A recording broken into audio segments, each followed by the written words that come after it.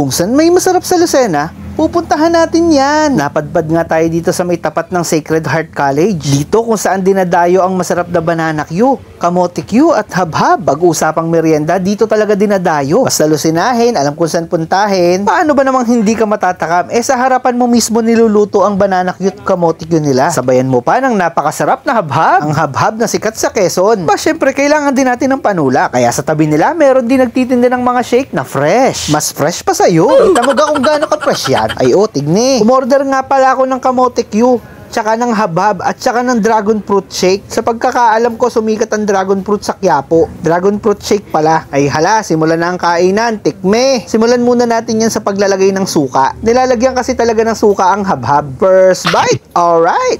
Ang inam. Ang original na pagkain ng habhab, hindi tinitinidor. Kailangan mo itong habhabin. Ay are, tikme naman itong kamote Q. Hoy, ingat at makakapaso. Kita mong yan ay bagong luto. Ano kaga naman? Hala, kagat, dali. Kaya naman talagang babalik-balikan itong lugar na to dahil dito sa mga meriendang tinda nila. Lahat fresh, lahat bagong luto. Basta oras ng meriendahan, dito ang puntahan. Ay are naman dragon fruit, tikme. Hala, higop, mainit, tapos malamig naman ngayon. Ay, sa pagkakasarap nga naman are. Na brain freeze pa nga ako diyan. Sumabay pa ang chest freeze. Naman na magaling. Dito lang ho yan makikita sa mismong tapat ng Sacred Heart College. Pag nakita nyo ho yung arts and signs na pagawaan ng signages, ito na yung sign para lumiko ka. Pag liko mo, dire-diretso ka lang, tapos makikita mo na yung Sacred Heart College. Merchant Street sa Lucena City, yan lang yun. Baybayin mo lang at makikita mo ng habhaban, bananakyuhan at shakean. Puntahit, di ka magsisisi. Isa sa mga OG na nagtitinda ng habhab at ng bananakyu dito sa Lucena. Isa sa mga dapat puntahan na talagang hindi ka magsisisi. Isa sa may mga napatunayan dito sa Lucena ay sa pagkakasarap nga naman kasi. Abay, araw-araw ba namang umuubos ng sangkatutak na saging, sandamakmak na kamote at sandamukal na habhab. Makikita mo rin kung gaano kalinis ang kanilang pagkakagawa. Hindi kinamay. Uy, abay, mapapaso. Tanong, anong gusto nyo? Banana Q o kamote Q? Comment below. Huwag nyo na rin kalimutang i-share tong video na to. Follow for more videos. Hanggang sa muli.